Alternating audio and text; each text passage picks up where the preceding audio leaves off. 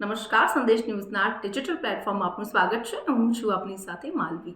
અમદાવાદ 26 ફેબ્રુઆરીએ 614 વર્ષનું થવા જઈ રહ્યું છે. એટલે કે હવે આપણું અમદાવાદ 614 વર્ષનું થયું. સંદેશ ડિજિટલ એક સિરીઝ ચલાવી રહ્યું છે, જેની અંદર તમને અમદાવાદના ઇતિહાસની એવી ઘણી રસપ્રદ વાતો જાણવા મળશે.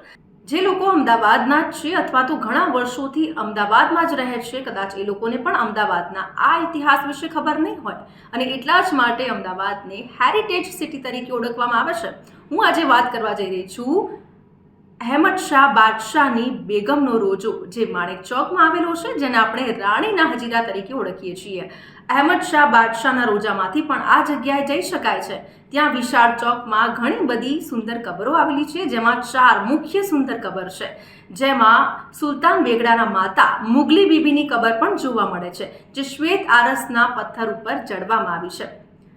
અન્ય પણ બીજી ઘણી બધી કબરો છે, જેમાં તોતા મેનાની કબર, કે જે બાળકો બોલી નથી શકતા એ બાળકોની ત્યાં માનતા રાખવામાં આવે છે અને બાળકો બોલતા થઈ જાય છે, એવી લોકવાયકા છે. સાથે જ સાપ અને અજગરની કબર પણ ત્યાં છે, કે એ સાપ અને કબર એ જગ્યાની વર્ષોથી રખેવાળી કરતા હતા અને એમના દેહાંત પછી એમની પણ કબર ત્યાં બનાવવામાં આવી.